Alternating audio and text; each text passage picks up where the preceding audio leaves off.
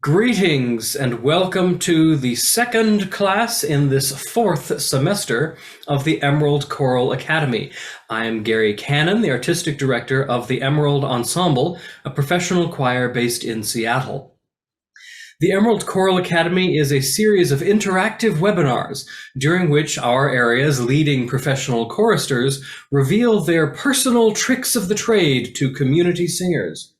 These webinars are then made available freely to singers across the world via YouTube. This presentation is funded in part by a grant from the Washington State Arts Commission, in addition to the National Endowment for the Arts, For Culture, the Seattle Office of Arts and Culture, and many generous donors. We encourage anyone participating or viewing this webinar to make a donation as you are able at emeraldensemble.org. You can also subscribe to our YouTube channel and join our mailing list to hear about future sessions of the Academy and the other activities of the Emerald Ensemble. This webinar is being recorded. By participating, you are granting the Emerald Ensemble permission to share your contribution. Your microphones and cameras will remain off for the duration of the presentation. You can ask questions to the presenter by typing into the chat or the Q&A features at the bottom of your screen, whichever one you prefer. And then periodically, I will interject to field your questions. Today's presenter is the esteemed Scott Kovacs, one of the rock stars in Seattle choral music. Wow is right. In addition to his role as executive director of the Emerald Ensemble, he is a solo singer, chorister, administrator, pedagogue, conductor, researcher, and composer. He's especially beloved as a singer, particularly with the Compline Choir of St. Mark's Cathedral, and he's one of the region's most talented voice teachers. I can attest to that personally. Thanks, Chris. Scott's topic today is vocal resilience. Thank you, Scott Kovacs. Good morning, everybody. It is wonderful to be back. I am clearly being affected by alder pollen in the atmosphere, among other things. The blessed rain, I thought, would clear my sinuses a little bit, but here we are. So I'm a little under voiced today, so that I may not be demonstrating as much as I have in the past, but it is great to be here nonetheless. I'm going to do a lot less demonstrating of technique today. There's a lot of theory in today's presentation, but if you have any questions at all, or if you'd like something demonstrated, please do add that to the chat or to the Q&A, and I'll try to address those specific techniques if I can.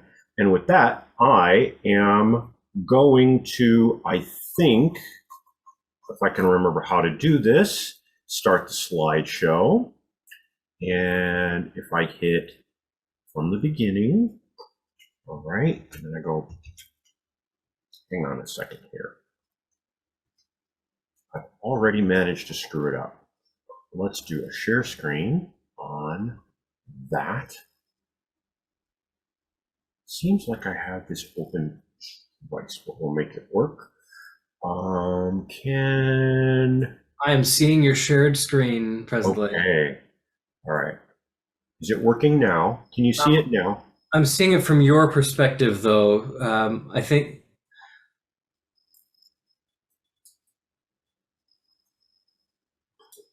you start the slideshow first and then share the screen to that particular window. All right. And if I'm the one giving tech advice, we know there's something wrongly aligned with the planets or what have you. Someone is playing Holst out of order. Someone is playing Holst out of order. All right, let's do share screen.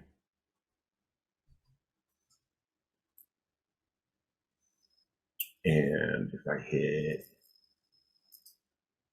is that better? That looks right. All right, good deal. All right. So I'm going to move this little box down to over here. All right, on we go. The Emerald Ensemble would like to acknowledge that we gather on the traditional land of the Coast Salish people, past and present, and honor with gratitude the land itself and all the people of the Coast Salish nations. This is my usual disclaimer, which says that all the information in this presentation is intended to be informational. It is not intended for the purpose of diagnosing or treating medical disorders. The Emerald Choral Academy is not responsible for conditions that require a licensed professional for diagnosis or treatment. If you are experiencing symptoms that might require a diagnosis, seek medical attention, please. All right, it's actually time for a quick poll. If I can get this poll out very quickly. Hang on just a second here. I think I know what I'm doing.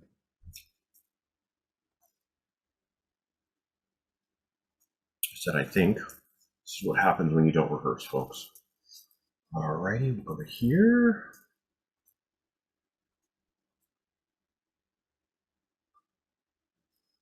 Oh, there it is. Polls. Okay, found it. I really did found it. All right, there we go. All right, let's take about 10 seconds to complete the poll, if you would, please.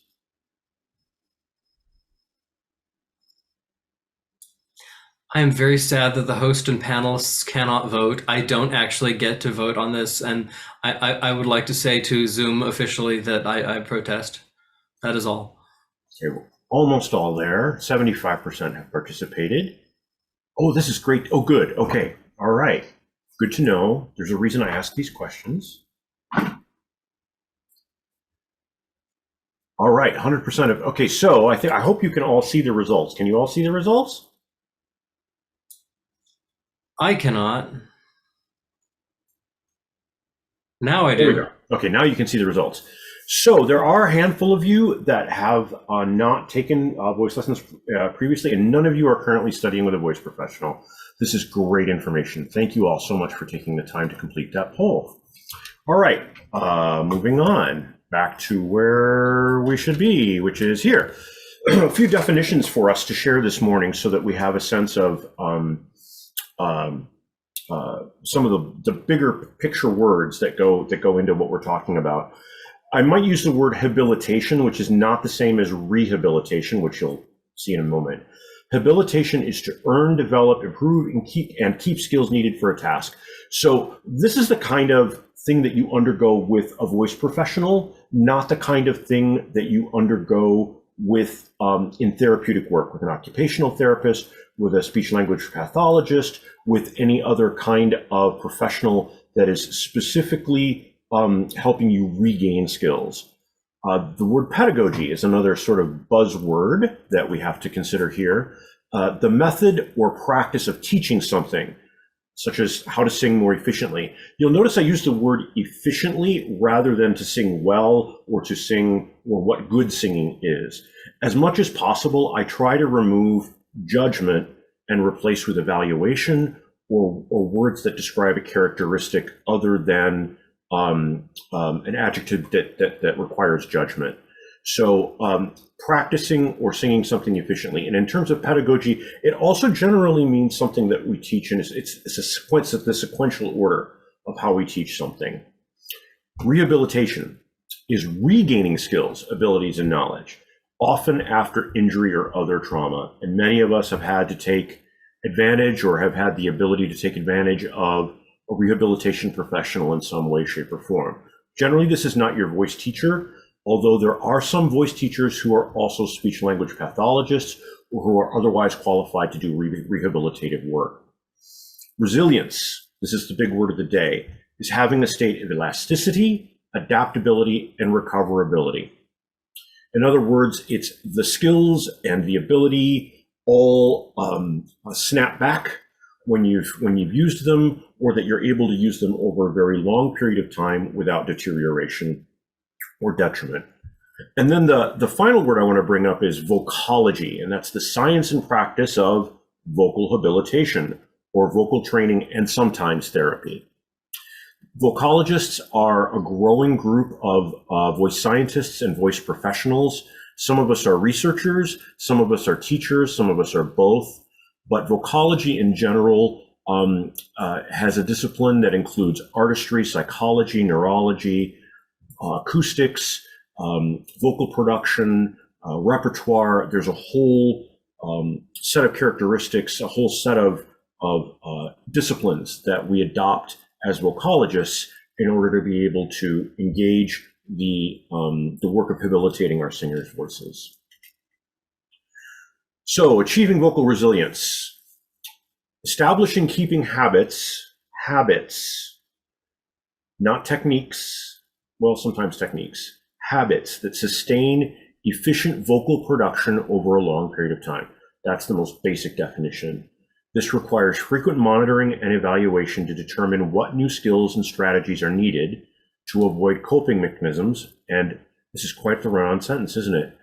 And ineffective or inefficient habits that might result in or contribute to lack of enjoyment or deterioration of the singing voice. I guess I could have broken that up. The preface on that is, if it feels good, you're probably doing it right. So the first part of that run-on, that long sentence, is this requires frequent monitoring and evaluation. Our voices change over time. We have age-related changes to the voice. We have a number of other environmental factors that can change the voice. So we want to be checking in with either a voice professional or ourselves or a choral conductor or some other person or our seatmate about what's going on with our voice, and giving ourselves an evaluation, not judgment, but an evaluation of, are we enjoying what we're doing? Is the sound that we're producing efficient, and does it feel good? Are we able to maintain our enjoyment of the craft of singing? There are 5 steps to vocal resilience, and anyone who's studied with me in my voice studio knows that I employ these 5 steps in order as a warm-up every single time I meet, almost every single time I meet with a voice student.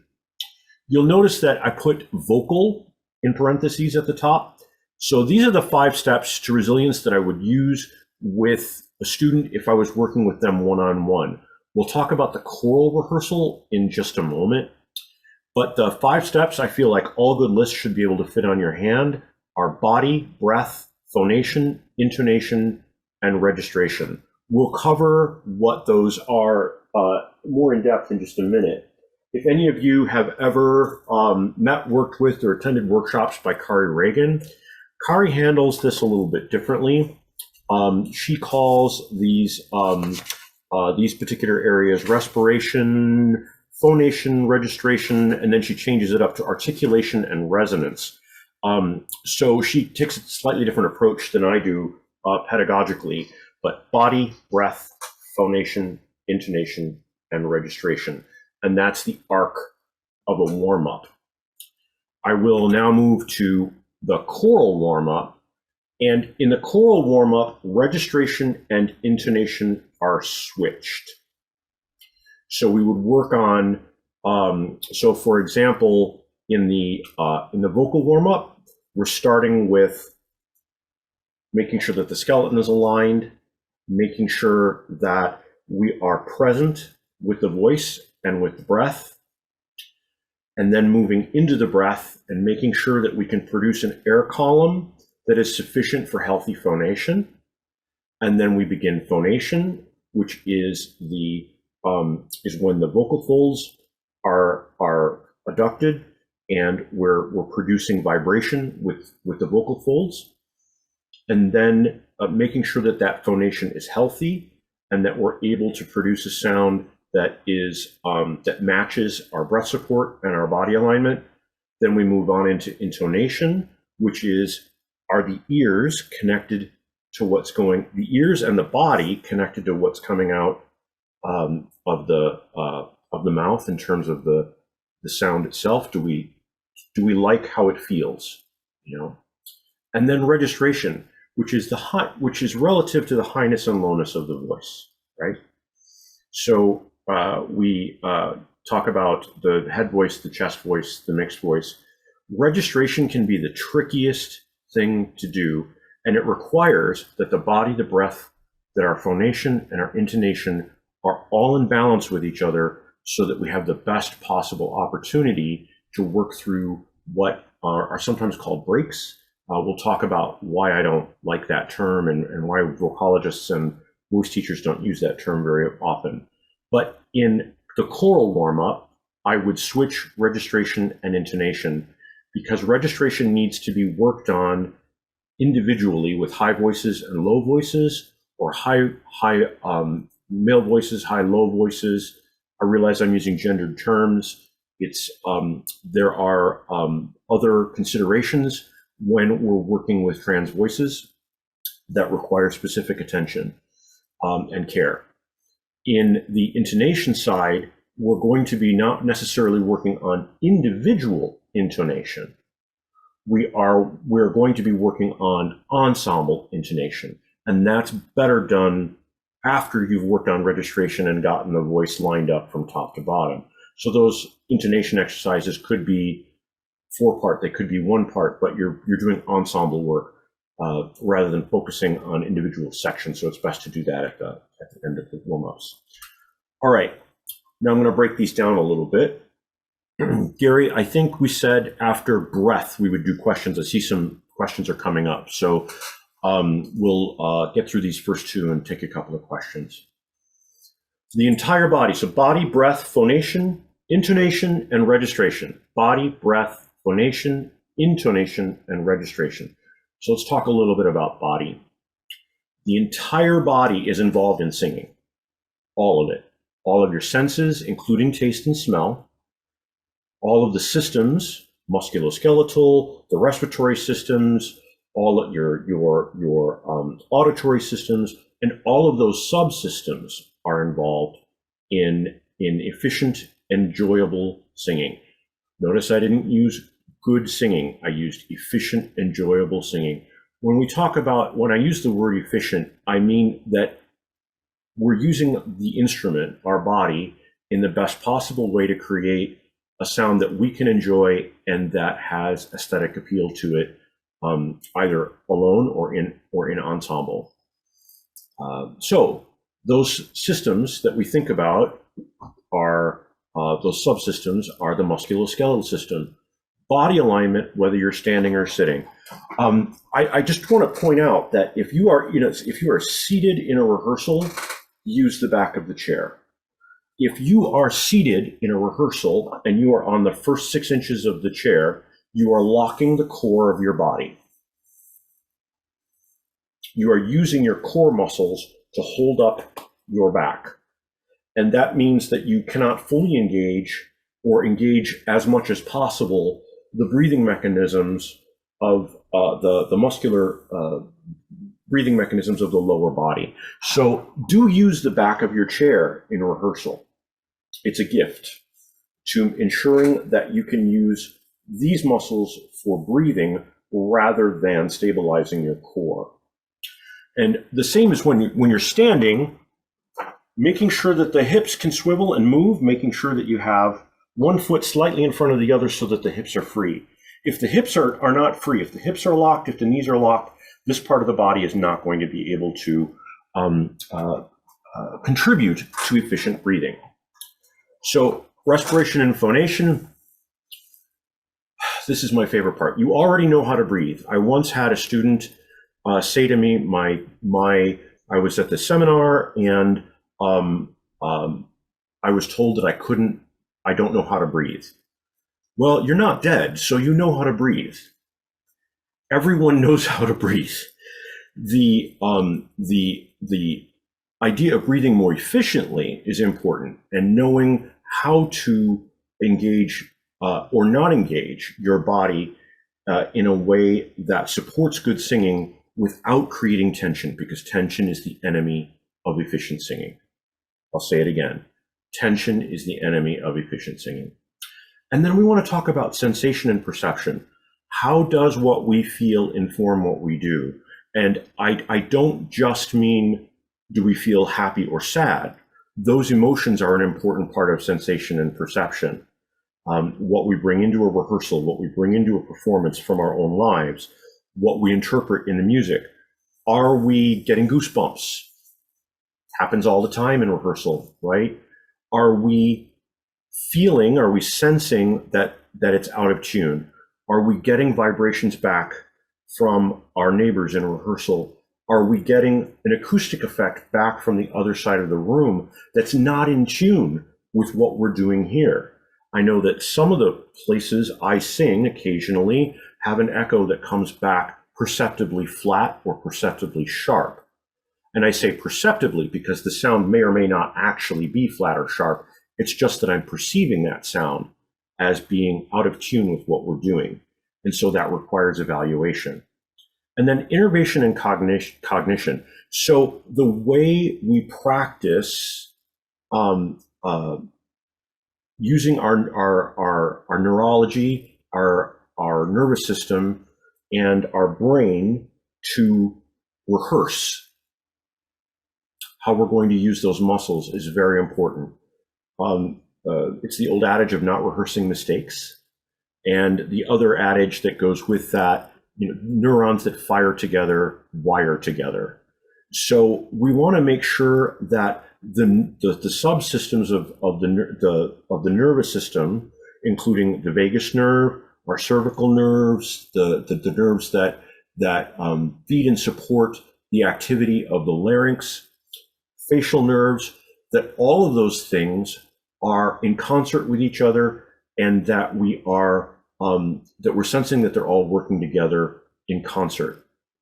The thing that goes with that is how conscious or unconscious is our technique. For certain, in rehearsal, in the voice studio, right behind me here, we're working on technique. We're learning technique.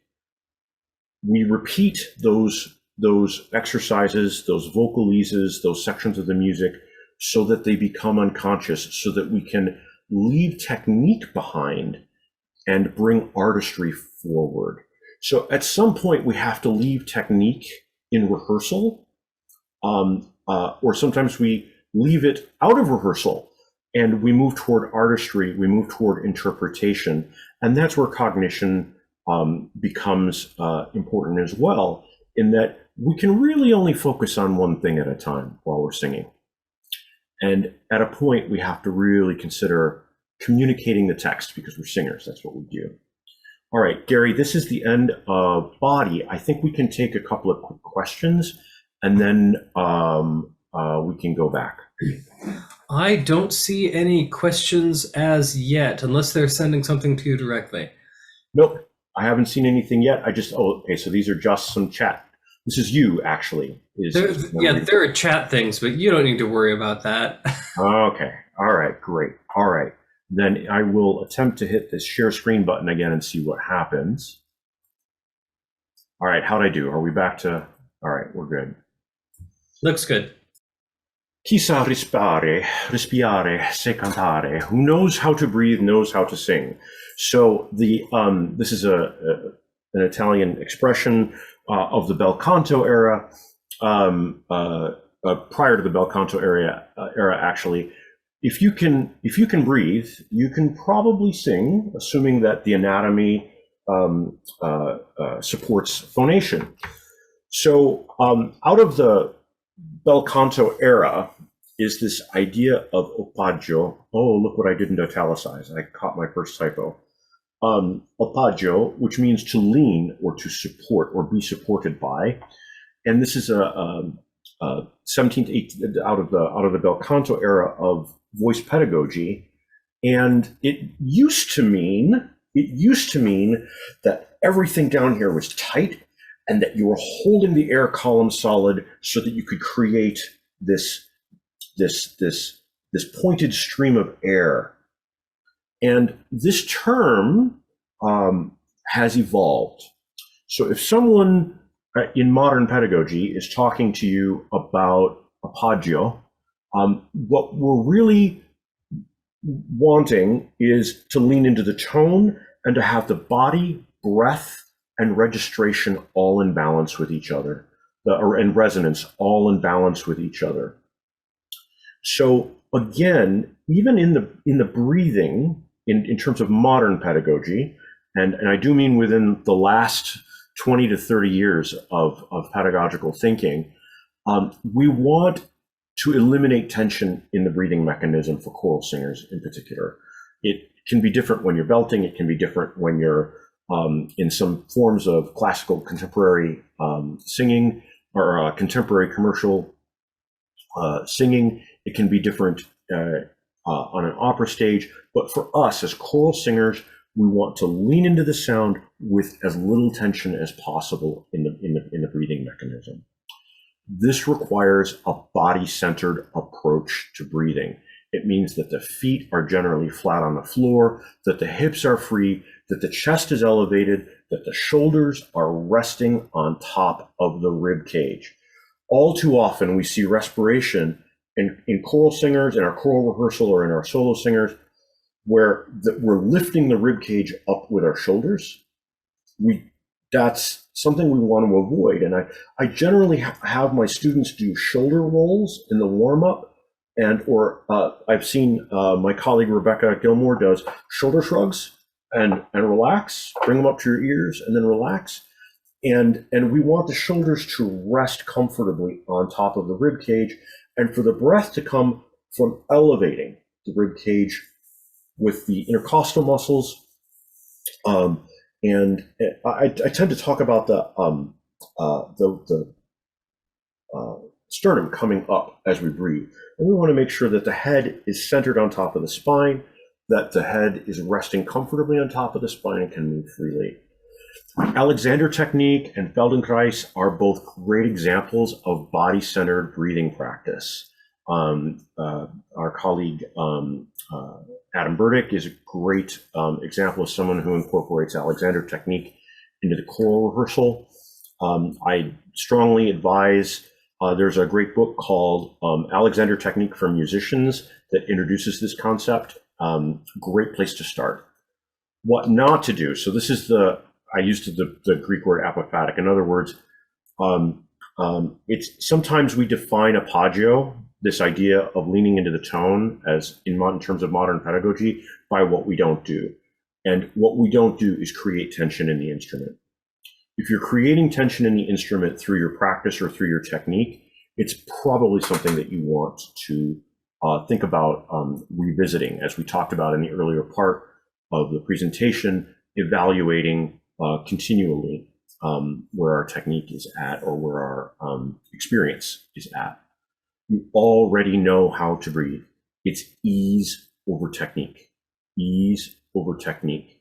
If your technique is getting in the way of good vocal production, go back to easy breathing. And sometimes that means breathing more frequently in the choral rehearsal, or breathing more frequently than the phrasing that you are, the phrase of the music would allow.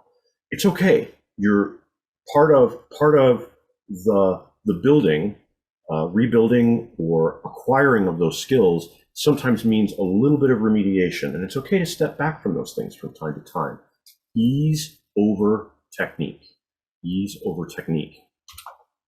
All right. Oh, what's going on here? I lost my... Okay, here we are. Phonation. Phonation in its simplest term is the utterance of speech and sound. I'm phonating. I'm phonating. We can make vowel sounds that are not phonated.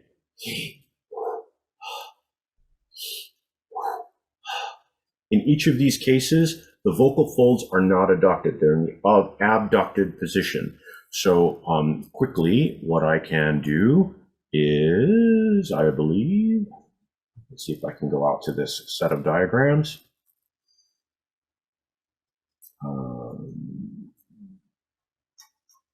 They are, in fact, did I say abducted? I said abducted. All right.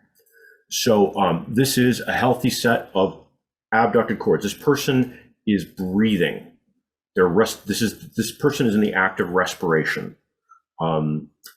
This person is in the act of phonation. This is the vocal folds fully adducted and meeting. So let me just see if there's anything else here. We don't need that particular image, but this is phonation. Those vocal folds are adducted, and those vocal folds are vibrating to create pitch. Those vocal folds are vibrating to create pitch. Go back to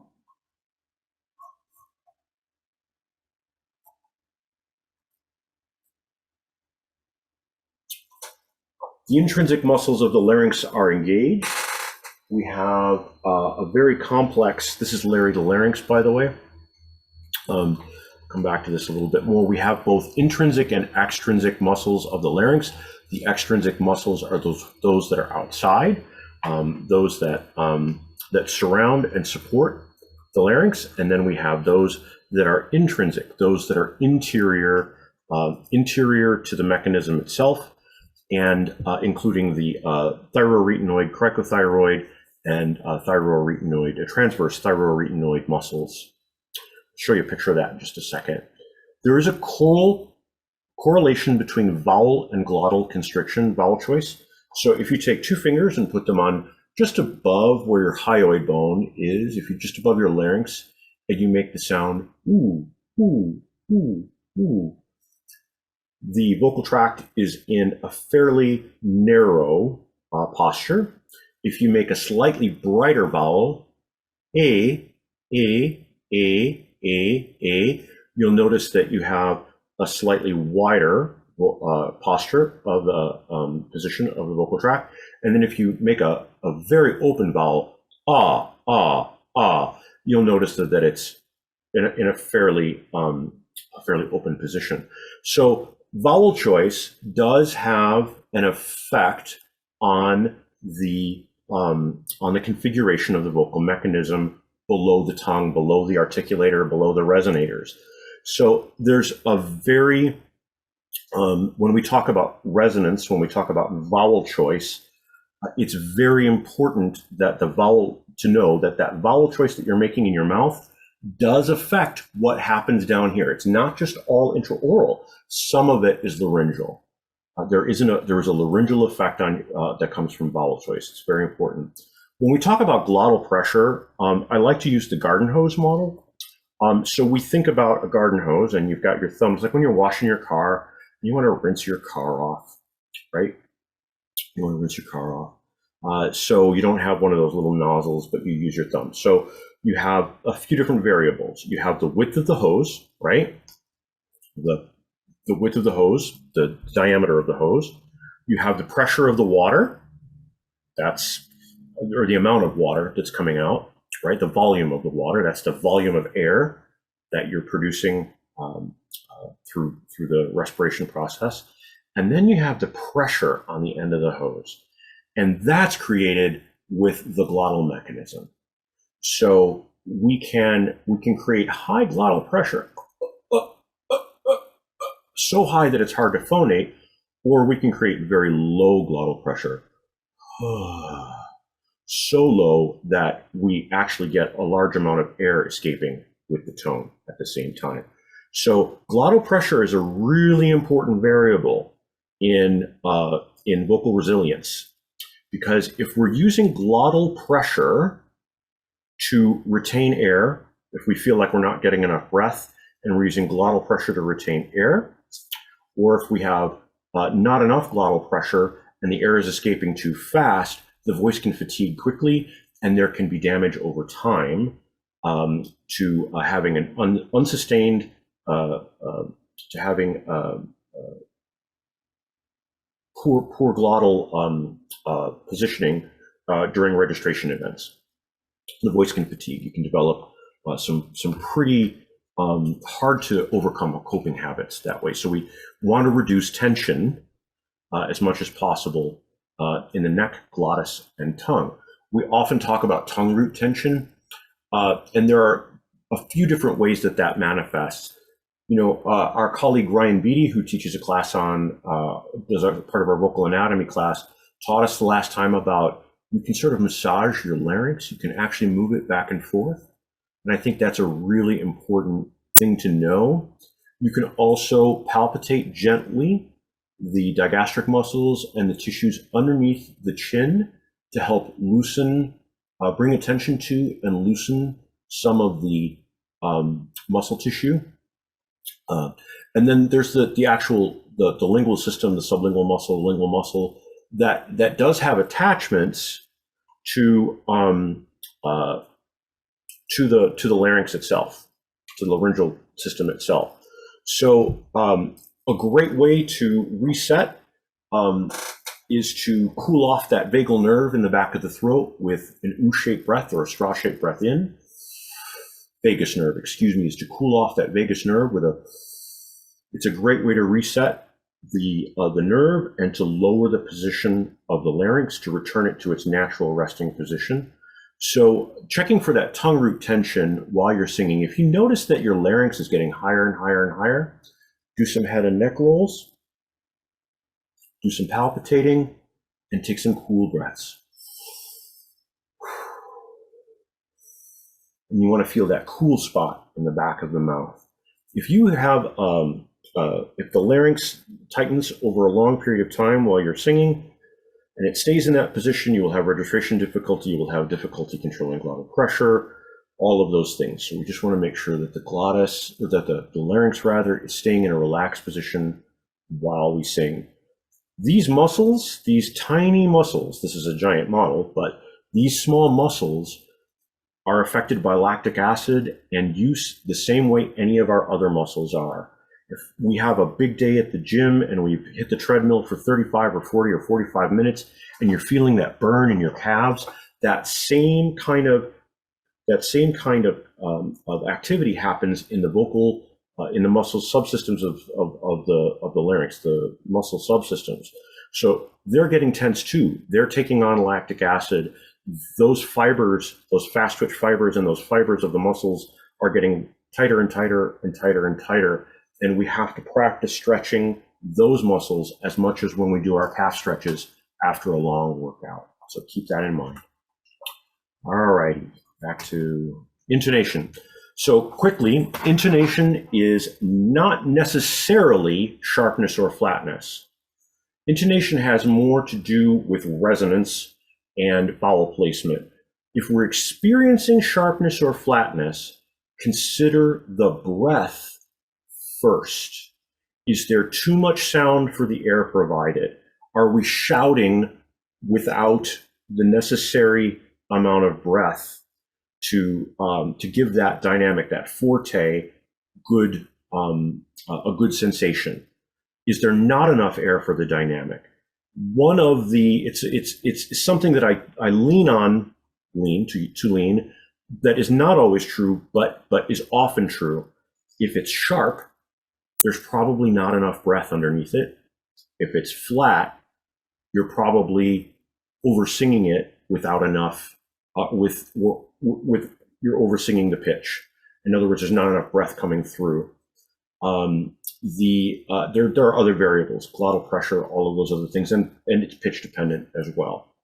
The singer's formant, I want to talk a little bit about the singer's formant, because this is where intonation becomes really, really an important, or is relative to the point of intonation. I've got to stop the share here. I've got to go over to, we got to share once again. We're going to go to, can you all see that? There should be a fancy diagram there of a spectrograph of someone singing. When we talk about the singer's formant, we're talking about an acoustic phenomenon that involves the third, fourth, fifth, and sometimes sixth overtone of a pitch. So this is a person singing a low D right around there. This is the first formant, this is the octave, this is the fifth, the fourth, the third, the minor third, the second, the first, and so on. So these bold lines represent all of the overtones, and the singer's formant starts generally from about this third one right here to about the sixth one right here. When we emphasize those formants through efficient vowel placement, we end up with an effect that looks like, pardon me, this. We see that the third and fourth partials have a more amplitude to them. They're louder in the sound. And we sometimes refer to that as ring or vibrancy. Well, you can really tell when a singer is out in front of the orchestra, or they're out in front of the choir, which is sometimes what we don't want. But in the effect here is that that singer is using efficient vowel placement. Let me see here, efficient vowel placement. And that is often done through brightening the vowel, neutralizing the vowel sometimes. The idea here is that we want it to feel really good in the mouth. I think we've all had that moment where we went, ooh, that feels good in my mouth. That's the right vowel choice, right? That's an efficient vowel, and that's working on the singer's formant there. Kari Reagan refers to this as resonance. And the efficiency of the vowel is pitch dependent. Burton Coffin started this work years ago in the middle of the prior century, and then now Ian Howell is doing a lot of work on what he refers to as the tonal spectrum. So the oo vowel or the e vowel or the a vowel that we sing at a D or that we sing at this pitch is different than the oo vowel that we sing at this pitch or the e vowel. It's placed differently in the mouth. So over a period of time, we develop a relationship to the right vowel choice for the right pitch. And the better we get at this, the more resilient we become over time as singers. So really working for that, oh yeah, I know that if I'm singing a D above the staff for bass baritones, I really have to put some into the tone. So even if I'm singing ooh, ooh, ooh, so if I add a little to the tone, what Ian Howell calls an overvowel, I think also Ingo Tietze and others call overvowel. The idea is ooh, ooh. I can make that feel better. I can make it feel more efficient. I can make it feel like I don't have to work as hard to keep that pitch and sustain it over a long period of time. And that's that resilience. And it feels more in tune and it sounds more in tune when I'm in my ensemble. So moving along. Can I interject with a question? Yeah. Scott, thanks. Partly because it's very pertinent to what you were just talking about a little. Can you just define or describe in more detail what you mean by resonance and its effect, not only in intonation, but I would add to that, how it affects what you feel and what you physically produce or do? Yeah, absolutely. So resonance is an acoustic phenomenon that happens when the materials that surround the vibrator, the primary vibrating mechanism, are in sympathy with the pitch. So we end up with the effect of something feeling or being louder than it actually than the amount of energy created by the primary vibrator. So it happens. Take for example the soundboard on a piano. That soundboard vibrates and it resonates with the strings on the piano and creates a greater sense of amplitude. So there's this efficient relationship between the vibrating string and the soundboard of the piano. We have the same capability with our voice, except that the piano string primarily has one vowel associated with it, right? It has one primary color associated with it. Our voice has multiple colors, or we can choose different colors. We can choose different vowels to create with the articulators. And so that resonance is something that we have to practice. So I can make a very inefficient sound by keeping the sound inside my mouth and keeping the articulators, the tongue, the lips, the teeth, in a position that stops the resonance.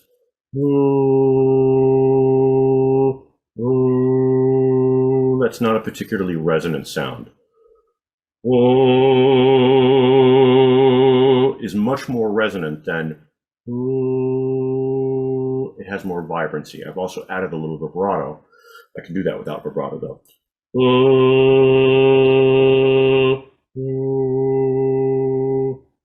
I've changed the articulators in such a way that the sound has more vibrancy. It carries further. it sounds more in tune, it has more life to it, and it feels better inside my body. Does that answer your question, Gary? I think so. Thank you. Okay, great. All right. And on our way back to, oh, that's not what I wanted. I want to do this button. We're going here. All right. All right, so registration. This is the big bugaboo. This one's a tough subject to talk about.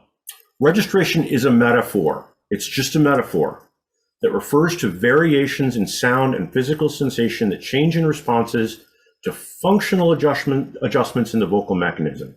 That's a lot to take in. It's voiced from my friends at Voice Science Works, which is a great website. So the chest voice, we generally divide the human voice into two primary registers, chest and head. We call it the chest voice, which I am speaking in right now. Generally, you say your name in your chest voice. So if you ever want to know what your chest voice feels like, as opposed to your head voice, you generally say your name in your chest voice. Your head voice, on the other hand, is something that resonates a little bit higher. You tend to get more facial resonance, a little bit more resonance toward the lips, and sometimes you can even feel it as high up as the top of your head. I can feel it in my temples. I can feel my head voice up here. So those are the two primary registers. They have a higher and a lower quality. They're generally the low voice and the high voice.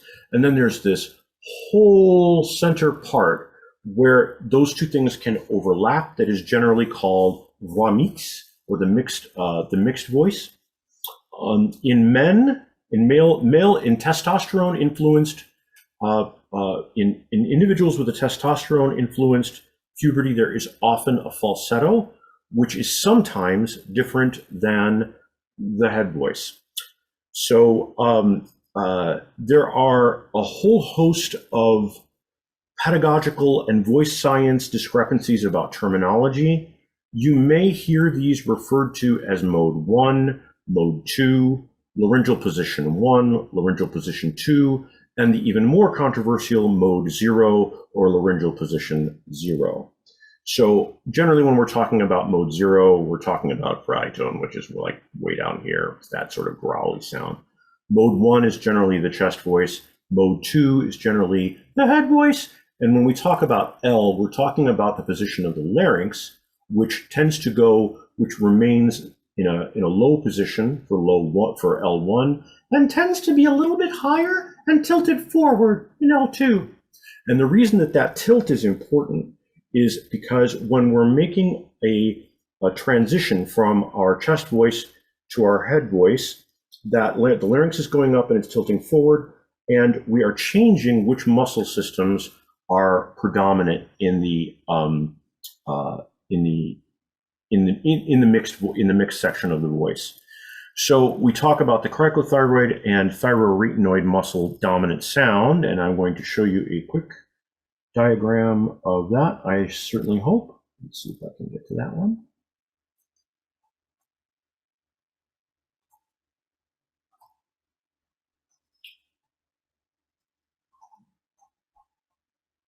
Oh, not quite.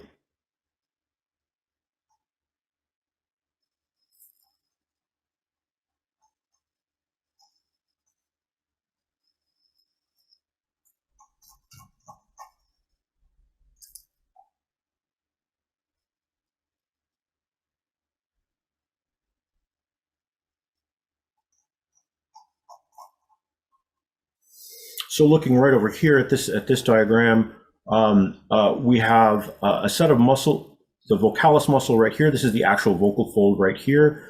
And then over here we have the cricothyroid muscles. And this is not the right diagram, so I'm going to have to drop back 5 and punt here for just a second. Come back. I'm going to do this the old-fashioned way. So the idea that that those muscle systems, the cricothyroid or the CT dominant sound is when the laryngeal position is up and tilted, similar to here. So that so the cricothyroid cricothyroid mechanism takes over through here. Let me see if I can get the back of this guy off. Uh-oh, Larry the larynx isn't giving up today. Here we go. So that the lateral systems of the lateral subsystems of the larynx give up control to the vertical and vertical systems. So we go from what's called a TA dominant to a CT dominant sound, and that's as we're going through our registration change. So if we're going from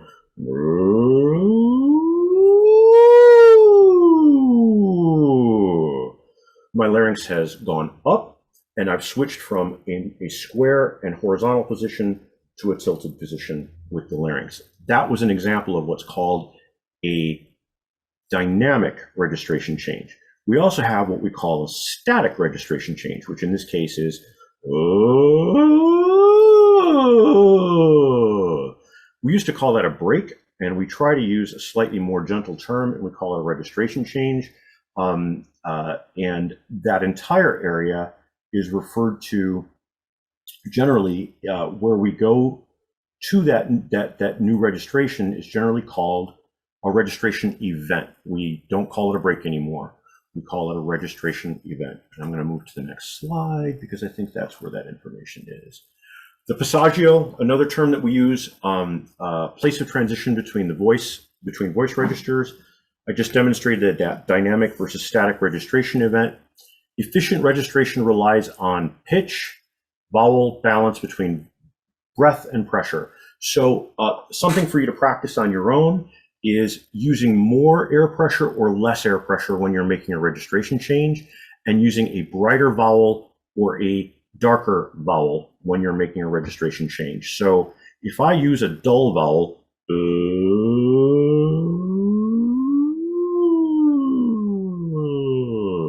or a neutral vowel and less air, but it's fairly easy. If I use a neutral vowel or a further back vowel and more air, there's going to be a break.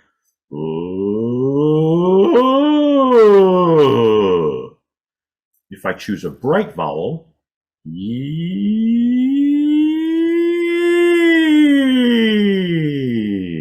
I can get away with a little bit more subglottal air pressure through the registration event that I just demonstrated. I went from chest voice into a high mixed voice. Of course, there are other techniques that come along with commercial contemporary singing, including belting and some other techniques. I'm not going to cover those here. The last little bit of advice I want to give is to cool down your voice when you're done. Cooling down is just as important as warming up. And when you've done your 40 minutes on the treadmill and you want to do your stretches after that, it's the same is true for what we're doing here. You want to do some lip trills, lip buzz. Great way to cool down. You can do straw phonation. You've all seen me do the demonstration on straw phonation before. You can do bubble phonation using your straw and water. You can do sing along in the car gently.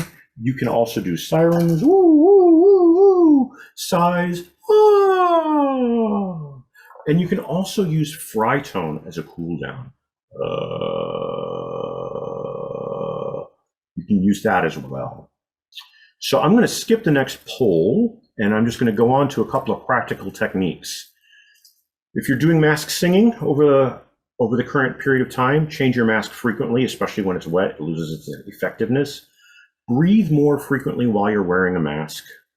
Even if the music or the art or the poetry doesn't necessarily allow for more breathing, breathe more frequently.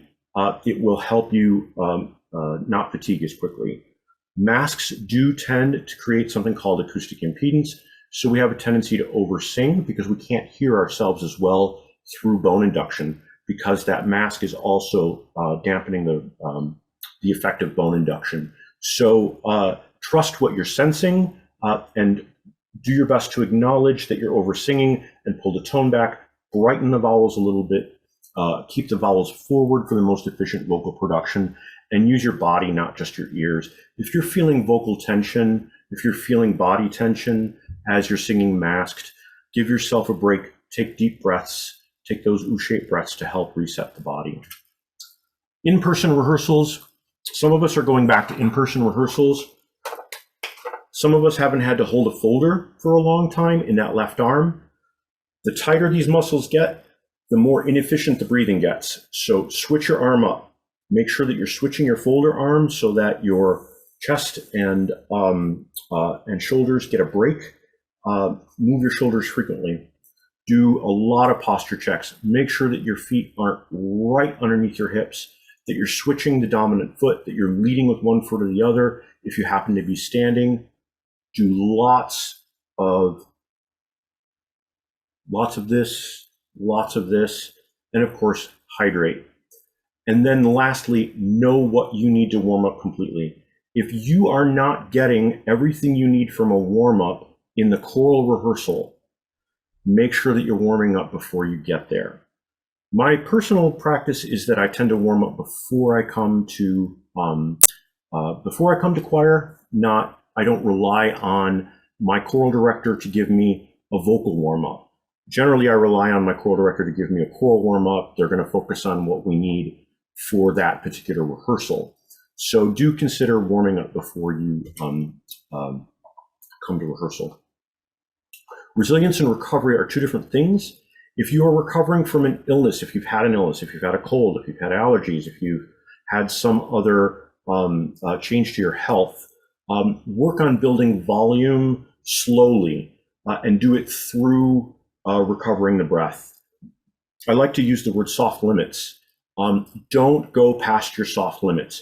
If you know that you're feeling like that might be just about it, but you have a little more to give, stop at that point. Is my voice just tired or is it injured? Tired feels like a dull ache. Injury feels like a sharp pain.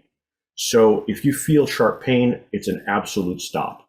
If you're feeling tired or fatigued, it's making an evaluation, taking in that hydration, knowing that it takes at least 20 minutes for whatever water you're drinking to make it into your body.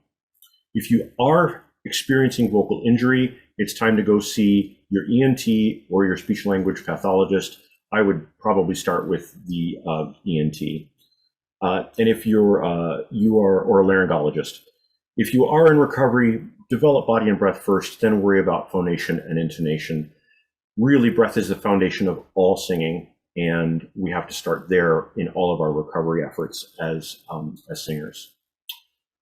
Just a few reminders. Tension is the enemy of efficient singing. If you're feeling that tension in your body, it is not helping you as a singer. Have your own set of warm-ups that work for you. Reduce judgment, replace with evaluation.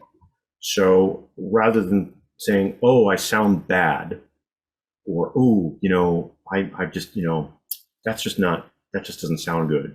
Well, I'm not experiencing good intonation. The intonation isn't appropriate for what I'm singing. I need to brighten my vowels. I'm experiencing sharpness or flatness in my tone. I need to make adjustments. If it hurts, stop. That's the rule. If it hurts, stop. And when changes to the voice persist after 10 days or more, seek help. If you have vocal changes that include hoarseness, that include dryness, that include loss of power, loss of volume, it's time to go see a voice professional. My sources will be up on the website, but I just want to thank Kari Reagan for all her work. Ingo Tietze has been quoted here. If you want a really fantastic Vocology website to go to, voicescienceworks.org is fantastic. And one of my mentors, Heidi Moss Erickson at San Francisco Conservatory of Music, for all her help and support. And now for your questions. I have just zoomed through all of this material. You've zoomed through it again without the pun intended. Yeah. Yeah, right. We actually don't have many questions coming in, but I do have one. You mentioned on a previous slide about dealing with illnesses other than COVID. Of course, quite a lot of singers have dealt with it. So what is the difference between dealing with the cold or allergies versus dealing with if you've had COVID and your voice is recovering? Well, and the reason I differentiated that is because we're still learning what it means to recover from COVID and long COVID and what the effects to the voice and the respiratory system are. If we're recovering from a cold, if you've had COVID or you're experiencing long COVID, there are some physiological changes to the lung tissue that could mean changes in lung volume or in breath volume. You're going to want to work with a voice professional in those particular cases.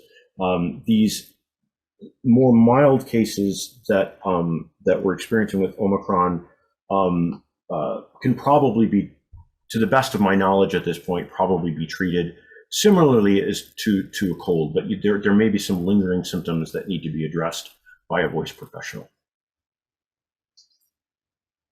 Great, thank you. I appreciate it. Can you talk more about the about how over singing or under singing, having insufficient or too much breath, relates to intonation in terms of sharp or flat?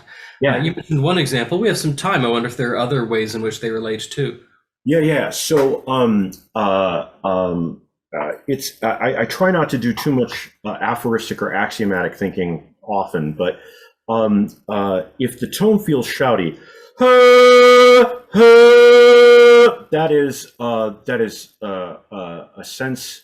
My sensation is that the vowel is inappropriate for the volume, and that I'm not giving enough. I'm actually adding too much air volume for what I'm trying to produce because the vowel is inefficient. So what signals can a singer themselves be aware of when that's happening? So if you're singing in chest voice and you're singing a forte and you're not feeling it in your body, if you don't feel that pitch in your body, you're probably not achieving resonant tone. So I'm sorry, I keep asking for clarifications. Yeah.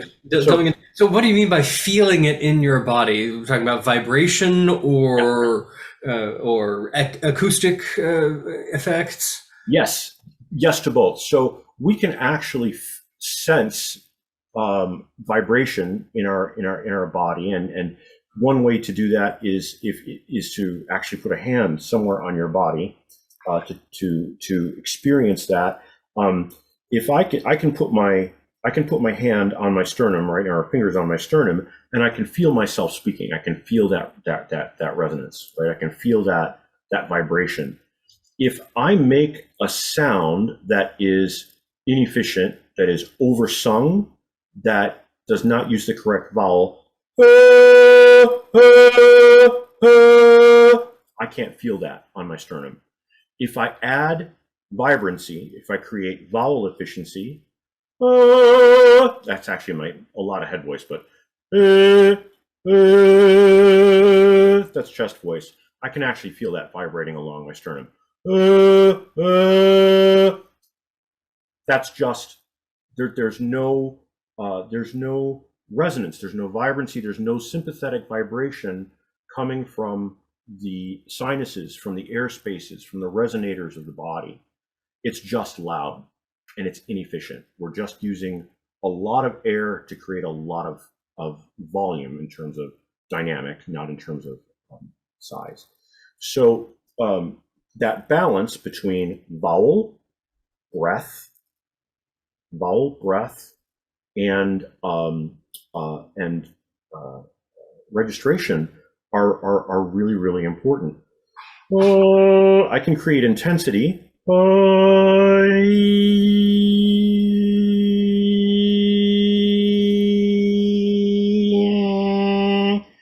without changing the amount of volume. I can change the perception of loudness without actually changing the amount of air volume by recharacterizing that vowel. And how does that usually translate into sharpness or flatness as well? So I don't have a piano here to match pitch with, but if we're sensing that the pitch is sharp, if intonation is on the high side. You want me to sing a drone or a pedal and try to so you can express? Oh boy, here we go. I don't know if this is going to work because we're over Zoom, so I don't know if this is going to work or not. But but I'm just sustaining a lowish, what would be a chest voice pitch to you. Yeah, let's actually do head voice. Can you do something in head voice? We can find out, can't we? Yeah. Try that. Except I may have to adjust based on where your head voice is versus mine. So feel free to tell me if I need to adjust. That's going to be too high. So, all right. So if that's bass pitch, if that's the correct pitch. If it sounds like this, go ahead, Gary. I'll take it from here. If this is the correct pitch and I'm just starting to hear it like this just a little bit, if it's just a little bit too high, try adding air. I'm gonna try to make it sharp by taking away the air. I'm a little underpowered for the out of shape for this today, but let's see if I can do it. So this is good pitch.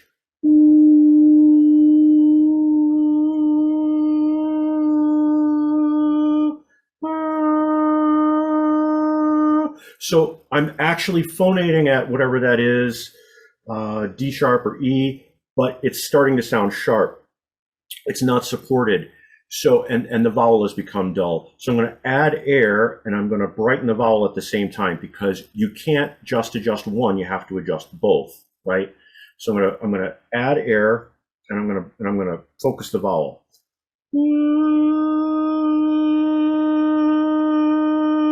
And I think I was able to get a couple more overtones in there. I don't know if it's translating through the interwebs or not. But the idea is to balance the vowel and the air. It was interesting too to hear that we're talking about degrees of like 10 cents of difference. We're not talking about a half step, for example, or even a quarter tone. Yeah. The thing to remember is that the higher you go in the voice, the more incremental the nature of the changes are. So for sopranos, who are singing under incredibly high tension, right? The reason being, you're adding tension to the vocal folds as pitch goes up. Pressure goes up as pitch rises. Pressure on the voice goes up as pitch rises. So those sopranos have those tiny little vocal folds under incredible pressure when they're at F sharp, G sharp, A.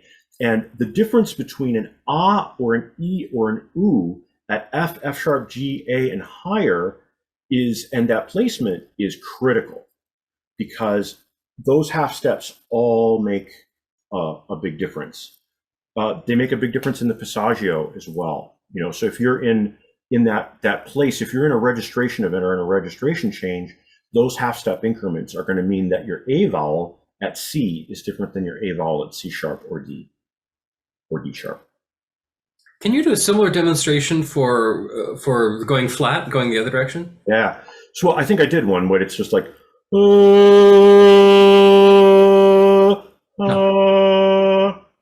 it's going to sound dull. It's going to sound covered.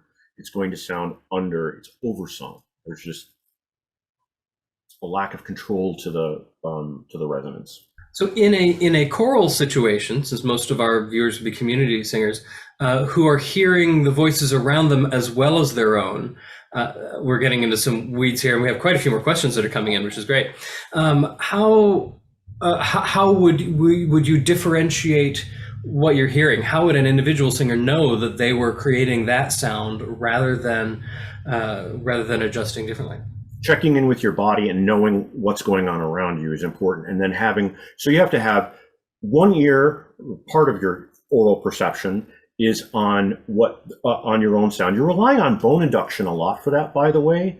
So sometimes you can just touch your face to give you a better sense of what's going on in terms of your own intonation.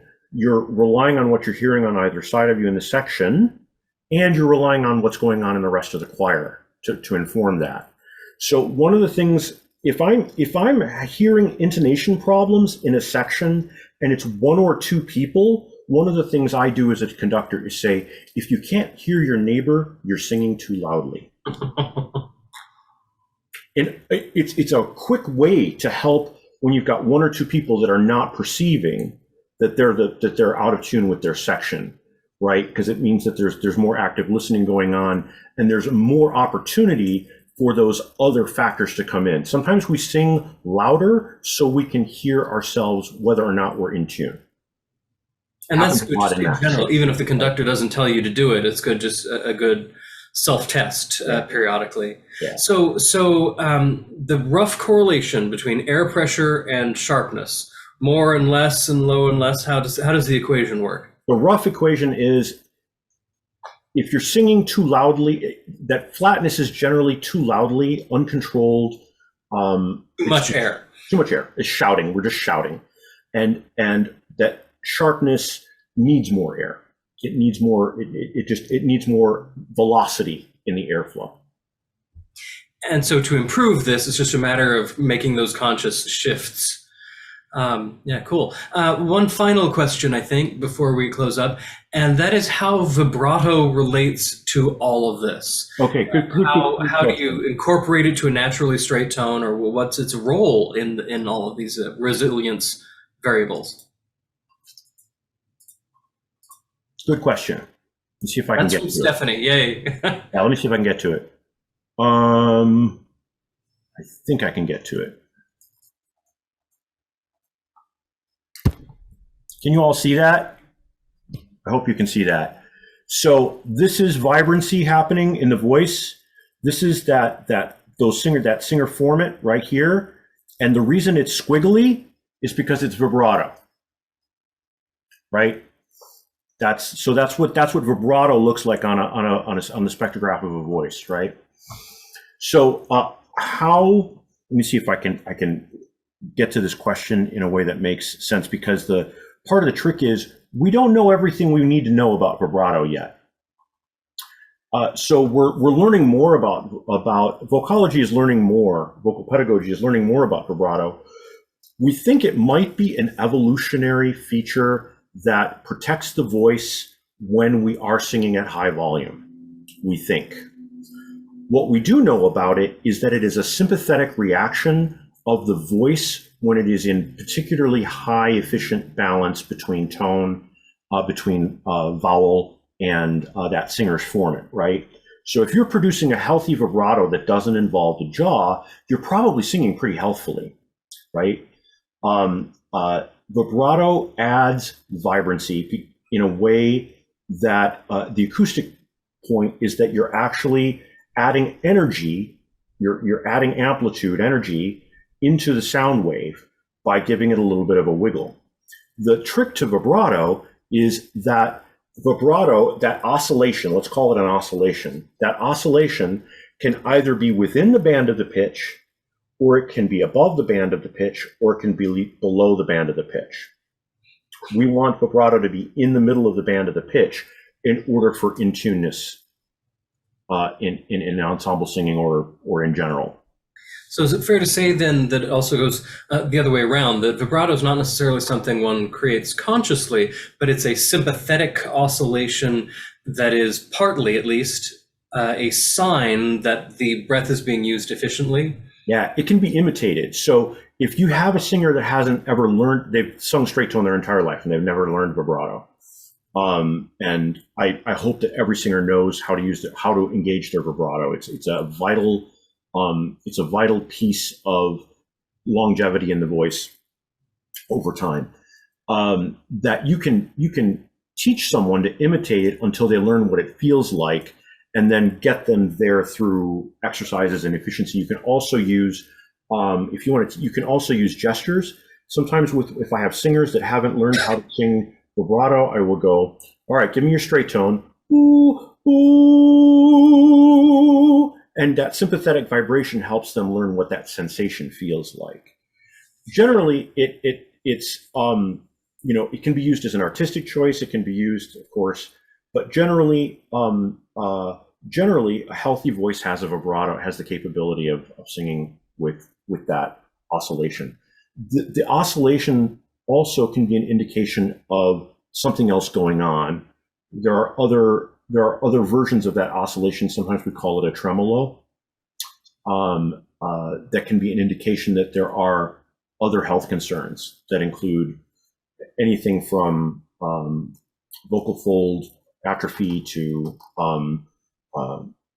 aging of the instrument to and then addressed separately by a voice professional. I'm glad you Did that mentioned. answer your question? Yeah, I think so. I think pretty well. I'm glad you mentioned the shaking of the hands. I was once told from someone who had sung regularly as a soloist with San Francisco Opera, but someone they worked with who that was the only way, and this is professional, leading national opera singers, who could only do it like that. And he would sing, on the stage of San Francisco Opera. So if you find yourself in that situation, I'm saying this in general to our attendees, you're not alone, and that's okay. I'm a strong believer in gesture supporting the singing tone. So if you're working on that velocity, if you want to get that air going, pull out your hand and give yourself a gesture that imitates increasing your airflow or your velocity, or maintaining your velocity, or pushing out against the ribs as you're exhaling to keep the posture upright, or creating an arc with the sound with your hand. Those gestures all have a connection to what we're doing with the breath and with the voice. So please do. I think we need to wrap it up here. Scott, thank you so much for this. I appreciate especially your attention to the psychology and the sensory aspects of it, which one doesn't really have time to get into in a choral rehearsal generally. And it's so individualized and different for everybody. Wonderful. Thank you also for all of our participants for your wonderful questions and your contributions. The next offering of the Emerald Choral Academy is going to be an interesting one. It'll be on Saturday, April 16th. I myself will be your instructor on the topic of following different conductors. So often we as singers will encounter a conductor who's new to us, and we sit there in rehearsal thinking, what on earth are they doing? How am I supposed to follow that? So I will endeavor to reveal just how you can be at your artistic best, no matter who is conducting. It is possible, I promise. All of us at the Emerald Ensemble are grateful for the enthusiasm of you, our audience, and our supporters. As the Emerald Choral Academy continues, you can help to support these efforts by donating at emeraldensemble.org. And you can also let us know of topics that you would like to see discussed in the future. When we first started this academy, we and our board and other individuals brainstormed a whole bunch of topics. And over these 4 seasons, we find that we're whittling this down and we're running out of ideas almost. So now is a great time to let us know if you'd like something, or if you'd like a topic we've already covered with a different instructor, perhaps, to see a different approach. In the meantime, I am Gary Cannon. On behalf of Scott and all of the Emerald Ensemble, we wish you good physical, mental, and musical health, especially with this presentation. Thank you all.